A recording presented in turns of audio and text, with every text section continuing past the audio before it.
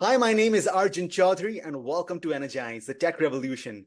Today, we have a very special guest amongst us. Jeremy Walter is a product manager and initiative owner for CMG's core subsurface solutions. He has been with CMG for over 15 years in a variety of roles. Having started as a simulation engineer after graduating from the Colorado School of Mines, he later moved into an account executive role, managing a diverse array of the Canadian market. In 2022, he moved into the role of a product manager, looking after CMG's core solutions. And in June of this year, he made the physical move to Oslo, Norway, so as to be more central to CMG's global operations and client base. Welcome to the show, Jeremy. Great. Thank you. Thank you for having me. Yeah, for sure. So, Jeremy, could we start off by learning a little bit more about, your amazing professional journey? I mean, you moved from engineering to account executive to product leadership. Like, could you share more about your journey and what eventually led you to becoming a product leader in the energy sector? Yeah, absolutely. So it actually all goes back to my undergraduate. And so I went to the Colorado School of Mines, and originally I actually wanted to be a physicist. And I had a friend who was in petroleum at the time and convinced me to check that out because it wasn't just a matter of, petroleum being an up and coming profession at that time, but also all the background and knowledge base that really needed to go into understanding it. And that's really what excited me about petroleum engineering. And then along with that, reservoir engineering in the subsurface, and really diving down further and further into this niche of specialization and knowledge. So when we talk about reservoir engineering, what I love about that is the fact that it's an all-encompassing item in itself, where you need to have a knowledge base of physics, thermodynamics, mechanics, materials, geology, statistics, economics, everything really tied together into one discipline, which is really unique to say the least. Well, thank you so much for sharing that. Now, you went from sales to product leadership. Could you share, what was specifically about sales that you enjoyed? What was about product leadership? What were the skill sets that were overlapping, and what did you specifically have to learn in product management? Good question. So going back to the journey side of it, I came out of school, I was a reservoir engineer working in the subsurface space. I did that for a number of years. And one of the things I really enjoyed was actually teaching. And so with our products, we're of course a reservoir simulation software company. So we're specializing in that space. We have software products that we're developing and providing to the market. But I love that interaction that I was able to get with the clients. And so that kind of leapfrogged me in a natural progression into sales role where I could, again, work with those clients more readily, really understand their challenges. But then I'm, also looking at how to supply them with a solution, hence the sales aspect of that. And I did that for a while, right? Over 10 years. And so I really got a firm understanding at that time of the market as a whole, of the different forces at play, whether that be technological or even social or governmental at the time. And all of that led into this broad understanding of the industry as a whole, where things were evolving and going to. And then when the opportunity came for a product position, it again was that very natural step for me because I had built up kind of this background in terms of working with clients and the market, understanding what these needs were, and really starting to see that bigger picture of the long-term aspects and all the forces at play that we would need to consider as we move forward. And so when I think back in terms of this overall progression and the roles and the skill sets that were needed and what's helped, the first big one is, of course, communication, right? So going all the way back from being a reservoir engineer all the way through till today, it's knowing, how to talk with people, not at people. That's one key of it, being able to really listen, dive down, and understand somebody's challenges at a deep level. And it's one of these things where you learn over time that, people will tell you something, but that's not always the root of what the true challenge is. And I see that especially on the product side where somebody will say, oh, I need this. But then the question is, well, why do you need that? Right? Let's double click on that. Let's go a little bit deeper. Okay, you have this challenge. Okay, well, why do you have that challenge? Right? And you keep kind of pulling on that thread until you get to that final base in terms of, okay, this is the true root of it. That's what we should really be focusing on and going after. So whether that be in the technical role, in the sales role, in the product role, that's really been that common thread going all the way through. Totally understand. Understanding the root cause, the pain point, what they actually need is extremely important. Now you're sort of a product manager in the core subsurface solutions in CMG, and your role has expanded, to more global role, having moved to Oslo, Norway. Like, could you share more specifically about the products that you offer to your customers? Who are your target customers, and where they are located? Would love for you to deep dive into more of your products and your customers. Yeah, happy to. So the CMG products themselves, the solutions, really go all the way back to when the company was founded back in 1978. And so we're a company that's been built on technology for a very, very long period, for over 4 decades. And at that time, it was really to provide a solution set to the industry that didn't really exist back then, to be able to make decisions in a more intelligent manner and a quicker manner than before. Being able to encapsulate all of the unknowns, all the risk, all the physics in order to drive a decision. That's what it comes down to. And so we do this through the software. You're being able to take all of these unknown values, whether that be the properties of the rock or the fluids or the locations that I want to look at drilling wells, and putting that all together and figuring out what will happen with time. So that was the basis, the core of the products. From that, we then have had a couple iterations within the company in terms of the leadership and the direction. And so a couple years ago, we entered into what we call CMG 4.0. And so this actually marks our fourth CEO of the company, but also a rebranding and a initiative of the company. And so with that, we're now looking at how do we build not just into our niche in simulation, but across a wider spectrum to really facilitate the subsurface side in engineering, and not just in the oil and gas space, but in energy transition as well. And that's really been key.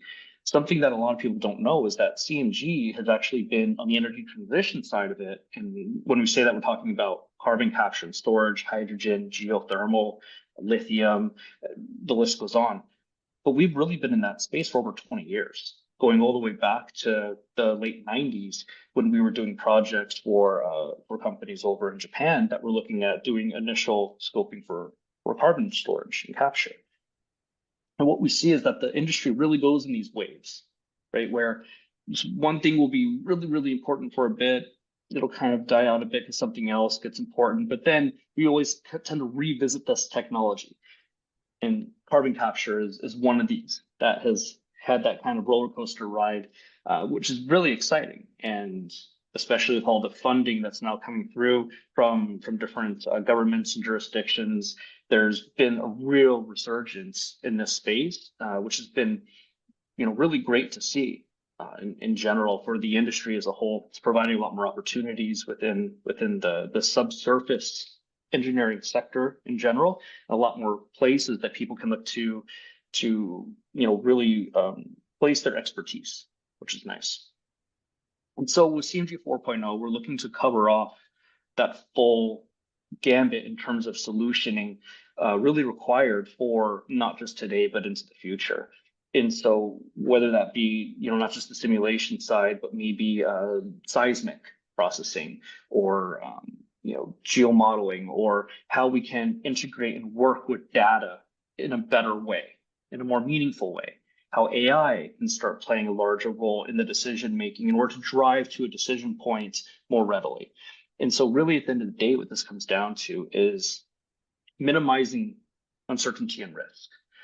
Because when you're working in the subsurface, it's one of the only disciplines in the world, I say, you don't know what we're doing because we can't physically see it.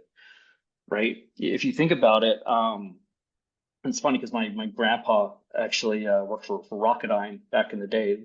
Him and I always joke that being a subsurface engineer is more challenging than being a rocket scientist because at least they can see the rocket. We can't see where the reservoir is, right? It's all based on just point data and information we're getting and having to evaluate.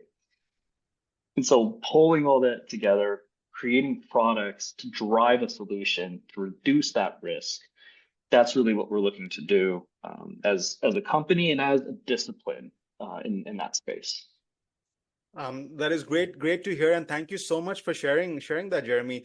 Now, in this product manager role, I mean, the product development journey, I'm sure you've encountered certain challenges. I mean, would love to hear more on, some of the challenges that you've encountered, and what is, the status of artificial intelligence incorporation in CMG? Is it relatively new? Is it pretty mature? Would love to hear more on that. So it's interesting. So artificial intelligence itself is kind of a misnomer because everybody uses it in different ways.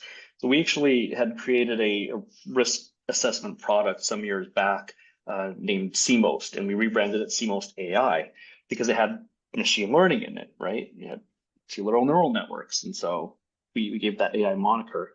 Now that AI is more prevalent, we actually renamed it back because, again, there's these multiple camps in terms of, okay, what exactly does AI mean these days? And so when we talk about AI now, I think in terms of the context of AI moving forward into the future. And so, when you start talking about general AI, when you start talking about these large models for natural language, and how you can start driving towards decisions based on more an augmentation of your own intelligence as an engineer versus something that's just artificial. And so a really good example of this, we actually had acquired a company this past year called Blueware. And they actually were an AI specialized company in the subsurface space looking at seismic interpretation and driving to decisions quicker. And that's through the use of AI. And so it's really interesting technology. I'm actually sitting here in Oslo in their office here in Norway. And one of the reasons that I got this opportunity to move here is we have this location now. But how we can start capturing the benefits of AI being utilized in different decision making and drive that into the workflows is really what we're looking to do as we move forward. And so that could be something simple. It could be, how can I ask a question and have the system prompt, not just what the answer is, but maybe the path to finding that answer and build out that workflow for me to getting to it, or answering a question, a technical question about the software itself, how it could be used, or even taking that even further and understanding the data that I'm giving it and trying to more readily understand what I might want to do with it. And so if I give a whole bunch of historical information, maybe it understands, oh, you probably want to history match this so you can make some predictions. Well, let me go ahead and take care of some of that for you, right? And so there's a lot of possibilities when you start pulling again on that thread where you can really end up leading down the AI space.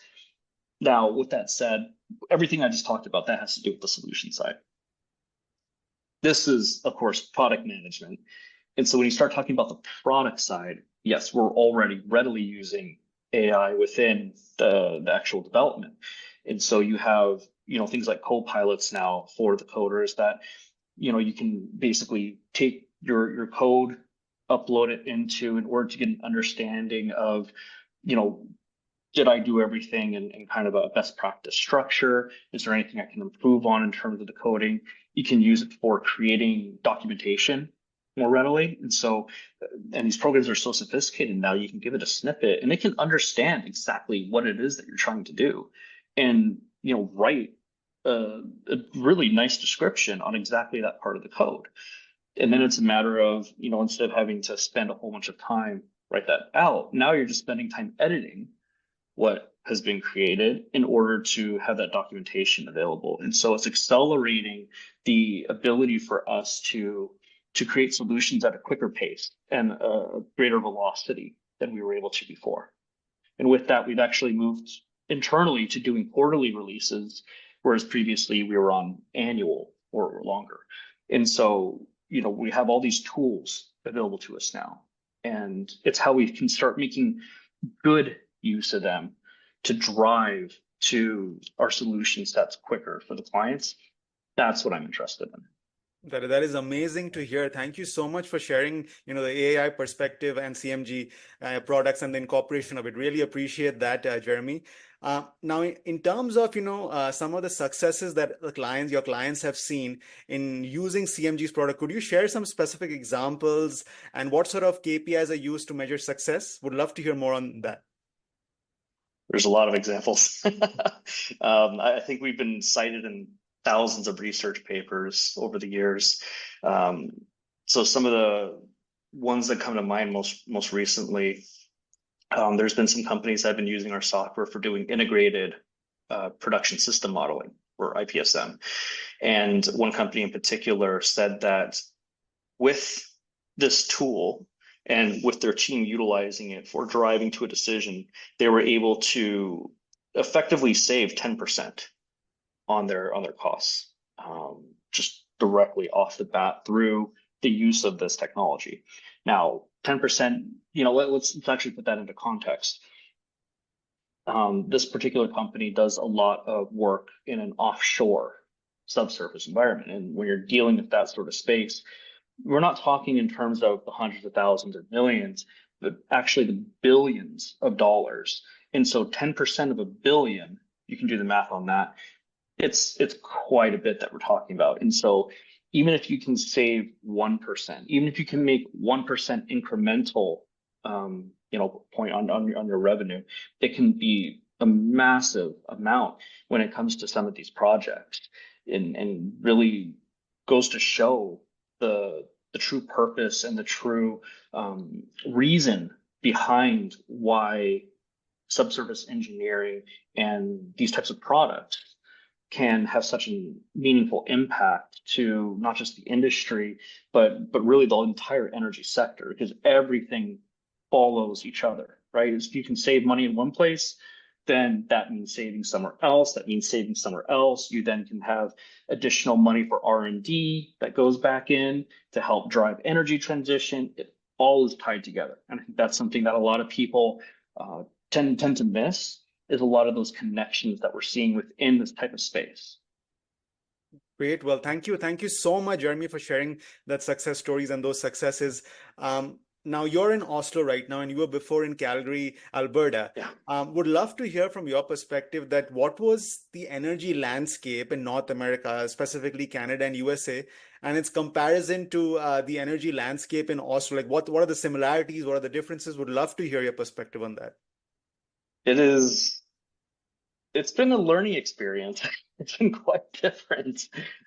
So when I think of the North American side of things, you have a lot that is predicated on the government regulations in particular. And so depending on which political party might be in power, you'll see, potential tax cuts one direction. You might see additional funds being created for energy transition side of it. And so there's kind of this back and forth that's been going on. In the European side, I see a bit less of that. I think a lot of the countries are saying, okay, we have our subsurface reserves. They're in active production right now. We're trying to manage this economy of scale on a global picture. And we're more interested in making sure we're planning for that future side of it, the energy transition aspect. How do we deploy more geothermal, CCUS, wind? And so there's a bit more of that mix that's coming into it. It's a bit more mature in that regard. And so companies will find a bit more stability in their decisions in terms of where they're investing when it comes to some of these other jurisdictions and areas. Outside of North America and outside of Europe, though, the rest of the world, you're largely talking about nationalized companies. And if you're in a nationalized situation, it's really the nation itself that's controlling the resource. whatever that might be, and looking at how to maximize the production of that in a meaningful way to its own people and benefit. And in those situations, again, they're looking at something completely different. They're not just looking at bottom line number that you need in order to appease different stakeholders, such as if you're a public company, for instance, what your shareholders might be looking for.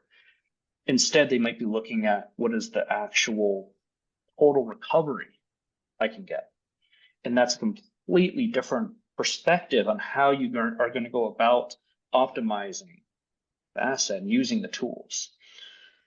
So when we start thinking about the tools and getting into the product side of it, you end up with multiple personas that you're having to essentially cover off and take care of. You have those that are just looking for an answer, just any answer, right, in order to be able to put in an application. You have those looking for the absolute best answer possible because they need to be very, very careful in their current jurisdiction of what they're trying to do. You have those that are looking to maximize profits, or those that are looking to maximize production of resources. And so how you develop products, how you develop workflows that work around each is really the key behind this whole thing. And so a lot of thought effort really needs to go into, okay, if I'm developing this feature, who's that going to be for? Is this something that can be used across multiple personas, or something that's only for this one? And I need to understand that, then make sure I'm doing it the right way for them, because again, I'm not going to be getting benefit making it for going across. Thank you. Thank you so much for sharing that, Jeremy. Our viewers would really appreciate the perspective that you just shared. Now, lastly, you've been such a successful product leader in the subsurface space. You hold a petroleum engineering background. For somebody who's looking to becoming a product manager in the subsurface space, is having a petroleum engineering background absolutely necessary? Or let's say somebody with a chemical or a mechanical background can also be a successful product leader in subsurface space. Like, would appreciate your perspective on that, any sort of skill sets and advice you'd have for them. It's an awesome question. I'll put it like this. In my years being in this space, I have come across fewer petroleum engineers than I have other types. And so a lot of times engineering, and I'm sure a lot of people either will disagree or agree with me vehemently on this, engineering is more about process. It's about being able to think through a problem and arrive at a solution. And so whether you're a chemical engineer, mechanical engineer, civil engineer, petroleum engineer, it's really a matter of understanding how you start with a challenge and how you work towards the solution in a meaningful way. And so from that perspective, I've seen many, many people with that chemical engineering background or mechanical that come into the subsurface space and do awesome at it, just in general as reservoir engineers or other types of engineers. So that's just across the board. When it comes to the product side, that gets a bit more tricky because of the fact that it really depends on what the product set is in the space. So what I mean by that, just to go a little bit deeper, for us, I have products that are very, very mature, right? I have high impact physics based applications that have been around for 40 years. And so for a product like that, you need the subject matter expertise to some extent in order to understand what's there and what's not there, intricacies of that, what can be done, where I might have a roadblock.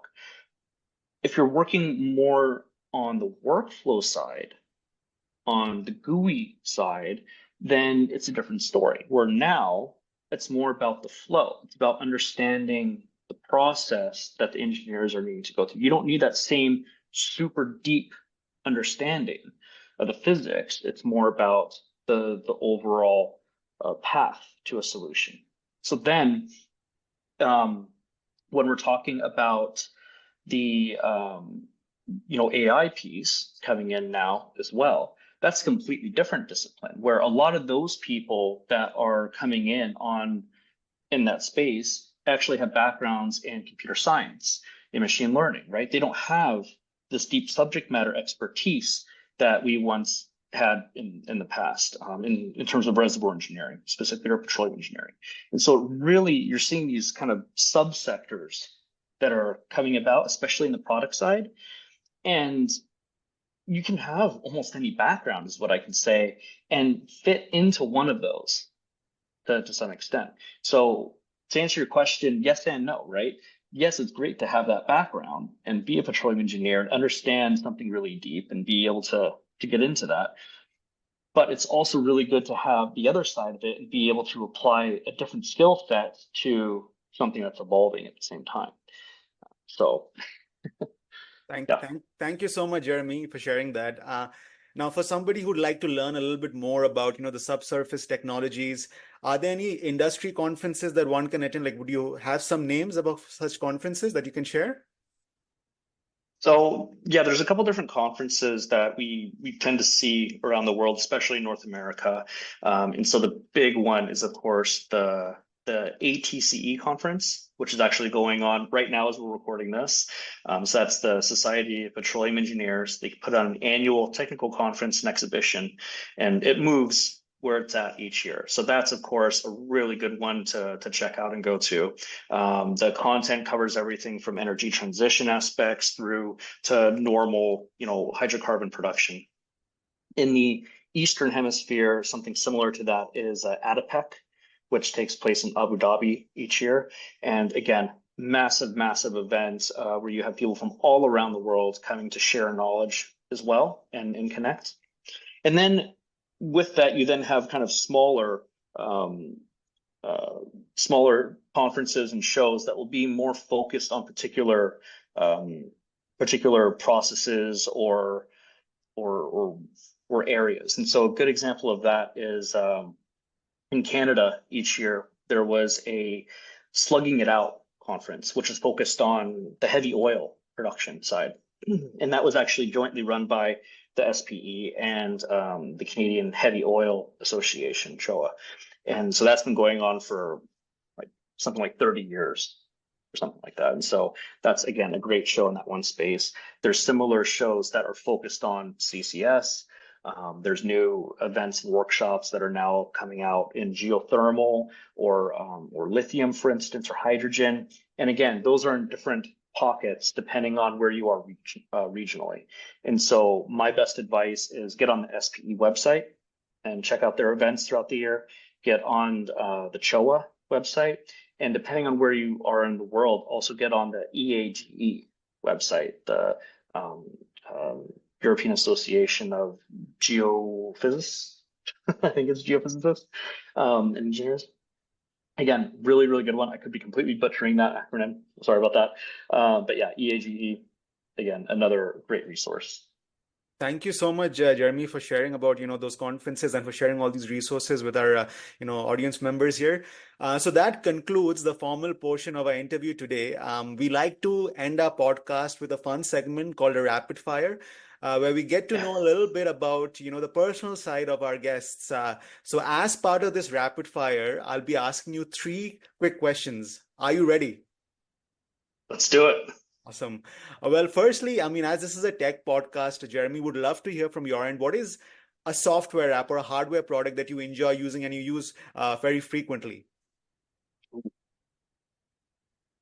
Can I say ADO? No. I really enjoy Monday.com when we get a chance to set up and use a dashboard properly through that. It can be really, really good in terms of bringing everybody together and getting a good knowledge sharing and how you connect different applications into it as well. Yeah, really, really enjoy that one. Great. What's been a book that you've read that has had a big impact on your life and why? So I'm going to give you 2 books. So the first one, from a working side, I would say a book called Working Backwards. And so that one was actually written by some ex-Amazon executives and really dives into some of the methodology that went into the growth of Amazon and how they scaled on a product side of it. And so it was actually a really nice read. Learned a lot from that. From a personal side, actually, I would say the book Timeline by Michael Crichton. And it's because that book actually is what got me into the physics side of it in the first place, that led me down the whole path that I went on until today. Thank you. Thank you, Jeremy, for sharing those. And lastly, are there any final words of wisdom, perhaps a short story, a quote that you'd like to share with our viewers? Sure. So I was fortunate to do a lot of traveling the last couple of years, especially beyond the product side, meeting clients around the world in different countries. One thing I can highly recommend to people, if you have the chance to go to China, absolutely do that. I would recommend, though, if you are somebody that tends to wear multiple layers or overheat easily, don't go in summer because they only serve you hot beverages. So I learned that one the hard way. um, but one of my favorite sayings, though, is probably that there is no monopoly on good ideas. Something that I always try to remember. And so, you know, I'm not the only one that can have a good idea. Neither is the person sitting next to me. Neither is our clients, right? There's no monopoly on good ideas. Everyone can have a good idea. And so discussing the ideas and the solutions and the challenges with everyone is really what will come together as something solid at the end of the day. Well, very well said, Jeremy, there.